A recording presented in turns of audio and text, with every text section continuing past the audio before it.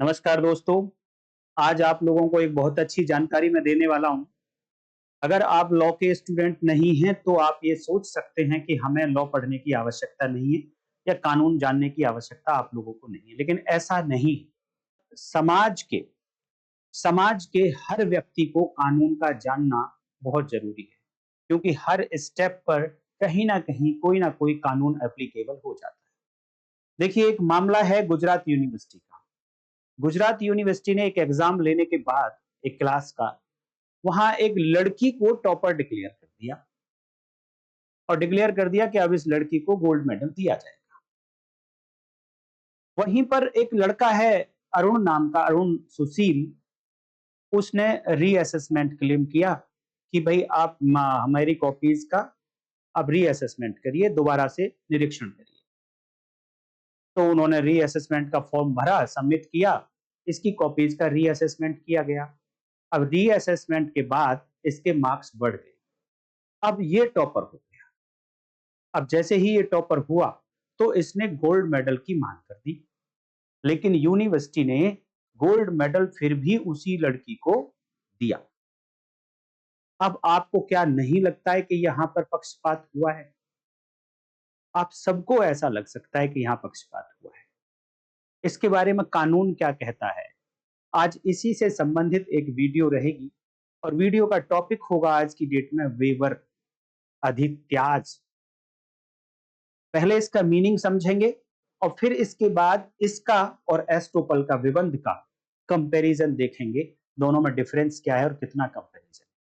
तो आइए बात करते हैं, वेवर का मीनिंग क्या है। Waiver is an intentional relinquishment of known right.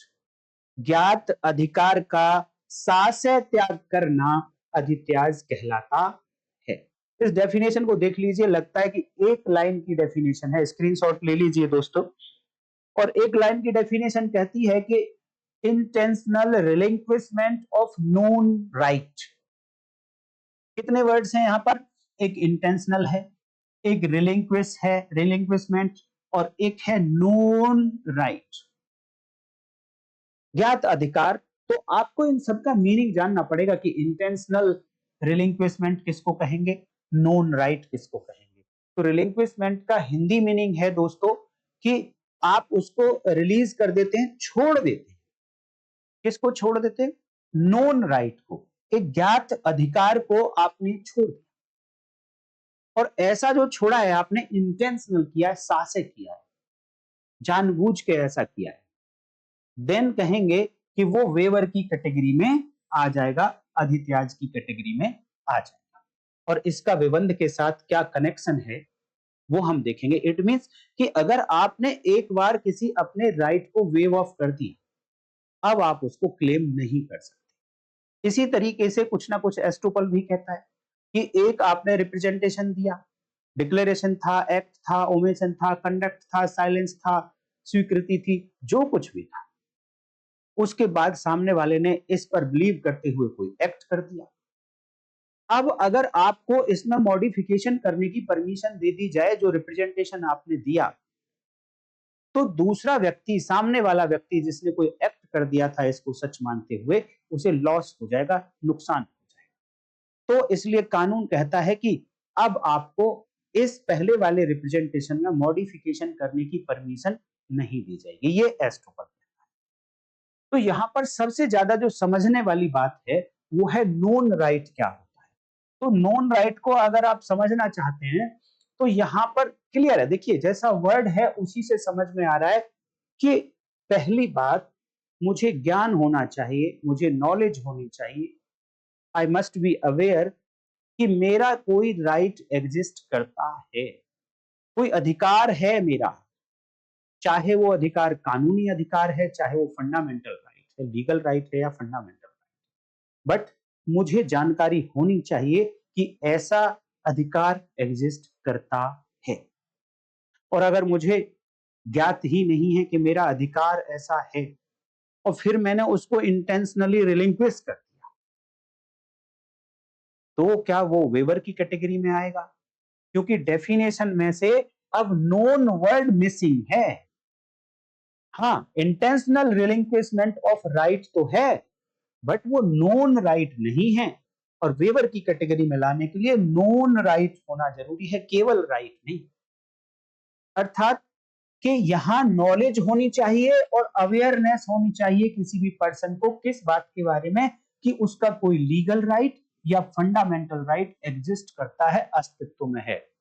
मौलिक अधिकार या कानूनी अधिकार, दोनों ही अधिकारों के मामले में यहां पर बात होती है। एक छोटी सी जानकारी और दे दूं आपको कि अमेरिका में एक व्यक्ति अपने फंडामेंटल राइट को भी वेव ऑफ कर सकता है, अपने फंडामेंटल राइट मौलिक अधिकार का भी वेवर कर सकता है, लेकिन इंडिया में ऐसी परमिशन नहीं दी जा रही है कि कोई व्यक्ति अपने फंडामेंटल राइट को वेवर कर सके। कारण है इसका लीगल इलिटरेसी। हमारे यहाँ पर इलिटरेसी बहुत ज्यादा है, इस कारण से फंडामेंटल राइट को वेव करने की परमिशन नहीं दी जाती है। केवल लीगल राइट को कोई भी व्यक्ति वेव कर सकता है, कॉन्ट्रैक्ट कर सकता है, एग्रीमेंट करके उसको वेव कर सकता है, छोड़ सकता है, उसको क्लेम ना करे। वेवर का मतलब मैंने छोड़ दिया है, अब मैं इसको क्लेम नहीं करूंगा। बट क्वेश्चन है कि वो नोन होना चाहिए। अब नोन होने के बावजूद अब आता है कि इंटेंशनल रिलिंक्विशमेंट, इंटेंशनली छोड़ दिया, त्याग दिया। अब मैं कहता हूं इंटेंशनली तो है, क्या केवल और केवल अकेले इंटेंशन से काम चल जाएगा? नहीं चलेगा। इंटेंशनल के साथ में वॉलेंटरी भी होना चाहिए, स्वेच्छा पूर्वक भी होना चाहिए।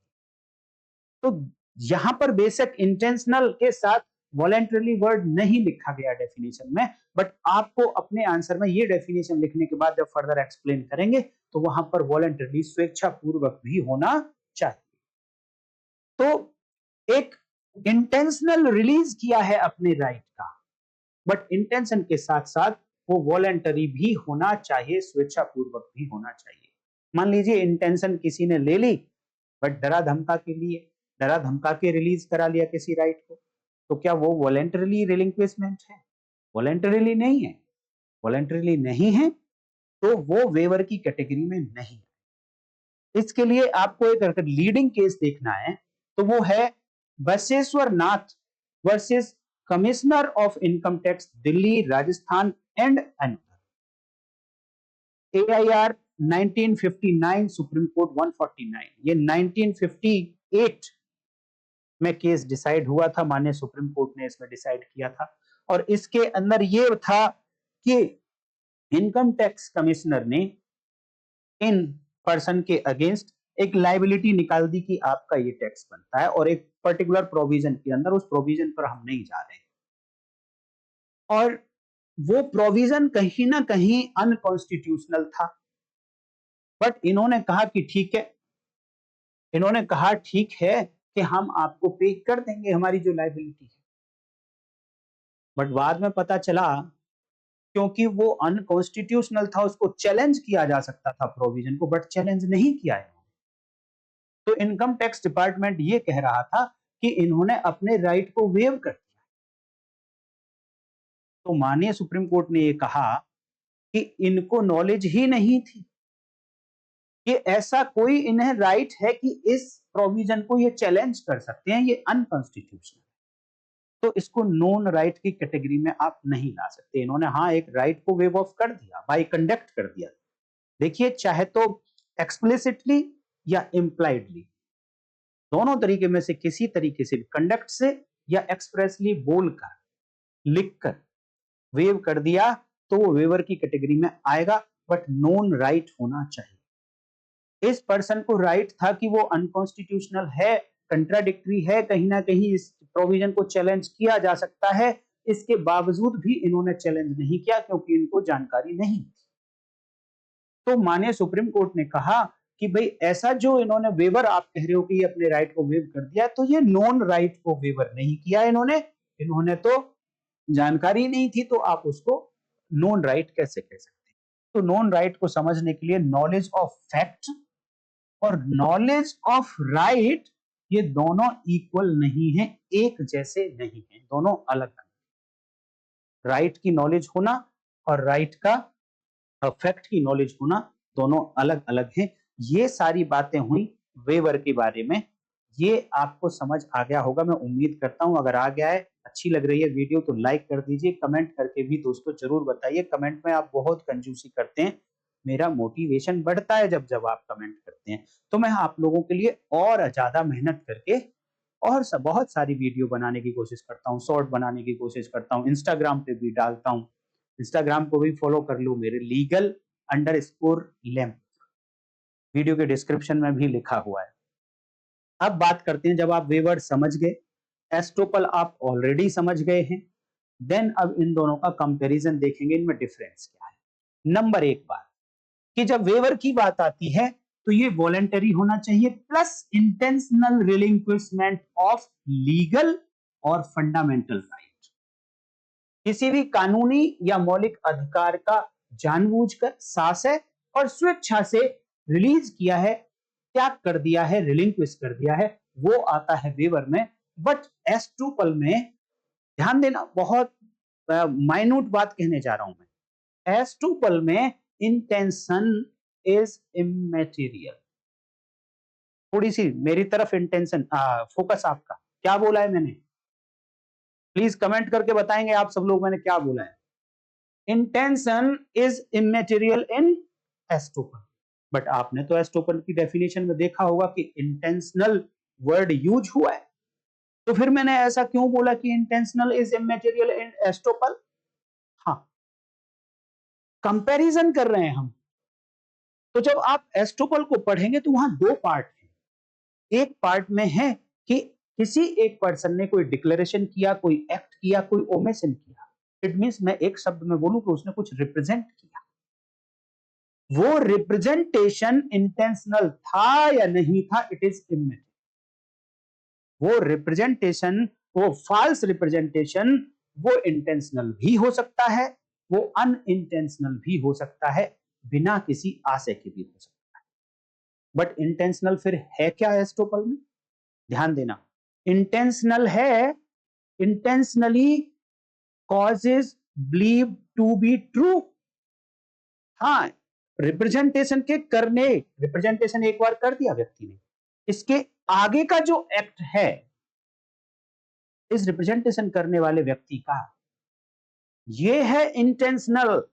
और इंटेंशनल ऐसा कुछ करता है कि दूसरा व्यक्ति इस मेरे रिप्रेजेंटेशन को सच मान ले। वो रिप्रेजेंटेशन झूठा है या नहीं है, छोड़ दो उस बात को भी। वो इंटेंशनली दिया, उसने नहीं दिया, छोड़ दो इस बात को भी। बट इंटेंशनली बिलीव कराना चाहता है कि हाँ ये रिप्रेजेंटेशन सच है। तो इंटेंशन किस बात की है?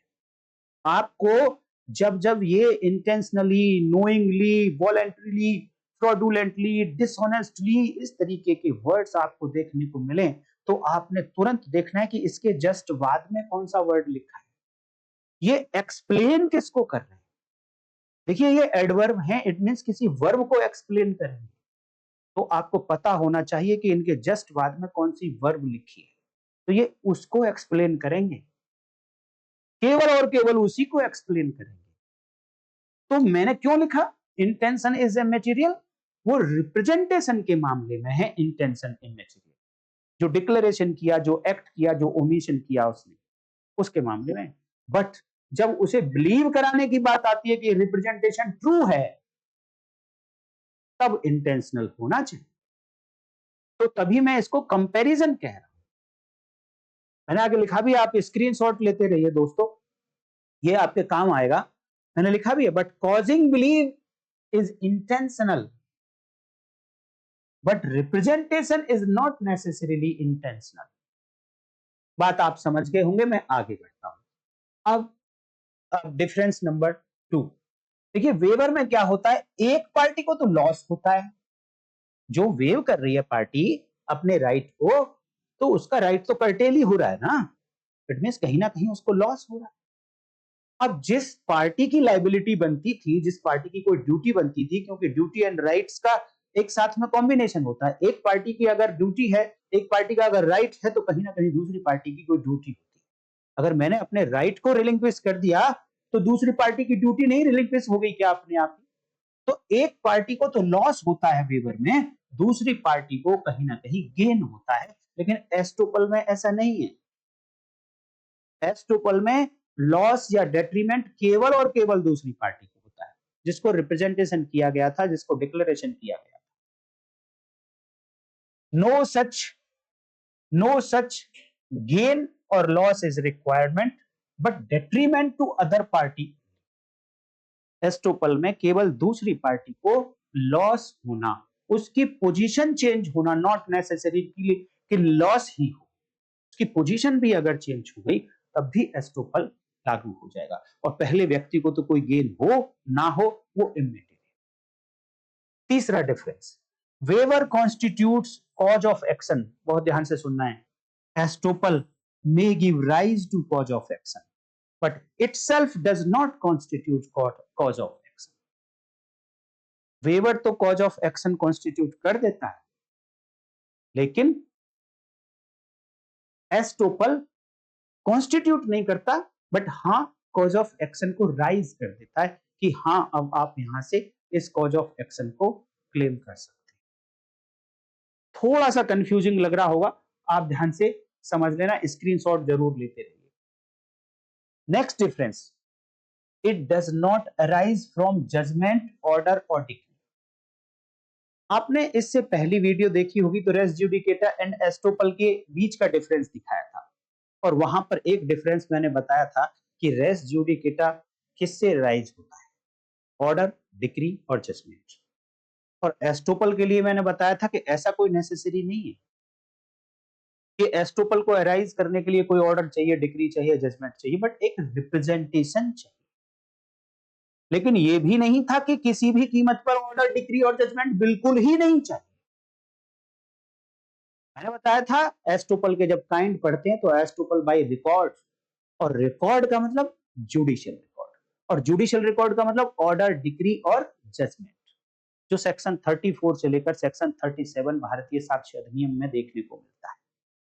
अर्थात कि यहां पर तो श्योर है कि बिना इनके जजमेंट, ऑर्डर और डिक्री के वेवर में, सॉरी इनमें जजमेंट, डिक्री और ऑर्डर की कोई बिल्कुल आवश्यकता नहीं है।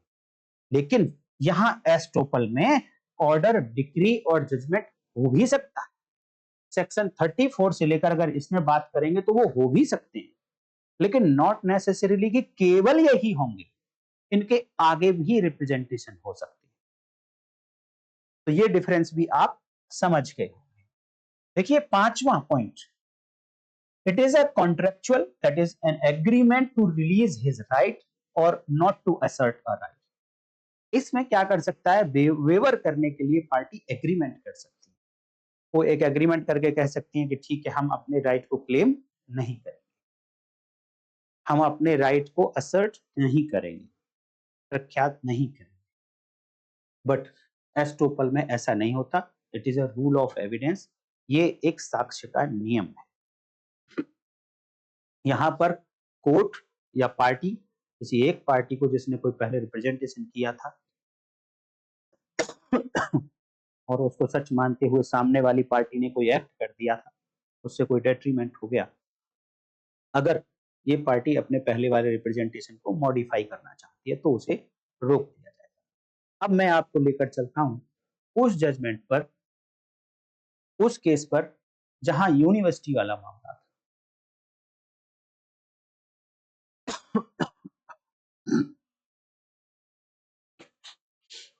1 2 3 4 5 6 7 8 9 10। अब मैं लेकर चलता हूं आपको यूनिवर्सिटी वाले मामले। केस का नाम है, देख लीजिए, स्क्रीनशॉट आप ले सकते हैं, Gujarat university versus Arun Sushil Kumar Bakkad and another. Division bench of Gujarat high court का यह जजमेंट था।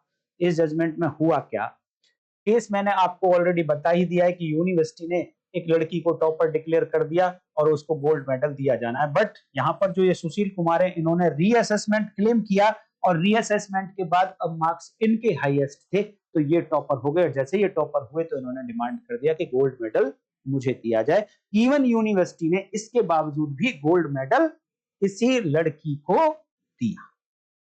तो आपको क्या लग रहा है, वीडियो को पॉज करके आप बता सकते हैं कि आपको क्या लग रहा है, क्या ये पक्षपात है? नहीं, यूनिवर्सिटी ने बिल्कुल ठीक किया, यूनिवर्सिटी ने गलत नहीं किया। तो ऐसा क्या था, हाई कोर्ट में जब ये लड़का पहुंचा सुशील कुमार जब हाईकोर्ट को अप्रोच किया तो इनको जो रिलीफ मांगा था डिनाई कर दिया कि आपको गोल्ड मेडल नहीं दिया जा सकता है। इसके पीछे की रीजनिंग क्या थी? इसके पीछे की रीजनिंग थी कि जब उन्होंने रीअसेसमेंट का फॉर्म भरा था तो उस रीअसेसमेंट के फॉर्म में एक क्लॉज थी और क्लॉज ये कहती थी I will not claim any right after change in result. और इस फॉर्म पे उसने साइन करके दिए थे और ये कंडीशन एक्सप्रेसली उसमें मेंशन है और आप उस पर साइन करके दे रहे हैं और उसमें लिखा है कि रिजल्ट अगर चेंज हो गया मेरे रीअसेसमेंट के बाद तो मेरे जो राइट्स पैदा हो जाएंगे मैं उनको क्लेम नहीं करूंगा। इट मींस आपने एक्सप्रेसली अपने राइट को वेव कर दिया। तो माननीय गुजरात हाई कोर्ट ने डिवीजन बेंच ने भी यही कहा कि आपने वेवर कर दिया है अपने राइट को, इसलिए जो यूनिवर्सिटी ने लड़की को गोल्ड मेडल देना डिक्लेयर किया था और उसी को दे दिया है तो उसमें यूनिवर्सिटी ने कोई गलती नहीं करी। इसलिए मैं आपको शुरू में कह रहा था दोस्तों कि लॉ हर एक स्टूडेंट के लिए है, चाहे वो मैथ का है, बायोलॉजी का है, केमिस्ट्री का है, बस किसी और सब्जेक्ट का है। लॉ सबके लिए है। बेसिक लॉ तो आप सब लोगों को आना ही चाहिए। बेसिक लॉ जब आप लोगों को आ जाएगा तो हम इसे कहते हैं लीगल लिटरेसी। हमारे देश का लीगल लिटरेसी रेट बहुत कम है, वो बढ़ जाएगा। आप लोग हमारे साथ बने रहेंगे तो डेफिनेटली लीगल लिटरेसी रेट आप लोगों का इंडिया का बढ़ जाएगा और आप ऐसी समस्याओं में फंसने से बच जाएंगे। या तो आप शुरू में ही क्लेम करते यूनिवर्सिटी को कि ये कंडीशन अनकॉन्स्टिट्यूशनल है। अगर मेरा कोई राइट पैदा होगा रीअसेसमेंट के बाद तो मैं क्लेम क्यों नहीं करूंगा? मैं तो करूंगा। या फिर माननीय सुप्रीम कोर्ट से, माननीय हाई कोर्ट से ये कहते कि ये जो कंडीशन है ये अनकॉन्स्टिट्यूशनल है, इसको यहां से हटाया जाए। लेकिन जब आपने इसको साइन किया तब आपने ऐसा नहीं, साइन करने से पहले आपको ऐसा करना चाहिए। तो मैं उम्मीद करता हूं दोस्तों कि वेवर आप समझ गए होंगे, वेवर एंड एस्टोपल का कंपैरिजन आप समझ गए होंगे। अगर एग्जाम में आएगा तो आप बहुत अच्छे से लिख कर दिए। तो आज की वीडियो में इतना ही रखते हैं दोस्तों, कल फिर मिलेंगे आप लोगों से। अब पढ़ेंगे एस्टोपल एंड एडमिशन का कंपैरिजन। ये ऐसे क्वेश्चन हैं दोस्तों जो एग्जाम में आप लोगों के आ सकते हैं, तो मेरी पूरी कोशिश है कि मैं आपको एग्जाम के लिए बहुत अच्छे से प्रिपेयर कर दूं। तो आज की वीडियो में इतना ही। हाँ, मुझे इंस्टाग्राम पे जरूर फॉलो करेंगे, legal_lem, और वो देखेंगे भी आपको जब मौका लगेगा, कभी 1 मिनट 2 मिनट मैं बहुत अच्छे कॉन्सेप्ट बता रहा हूँ कभी कभी वहां पर। तो आज की वीडियो में इतना ही, कल फिर मिलते हैं, तब तक के लिए नमस्कार, जय हिंद।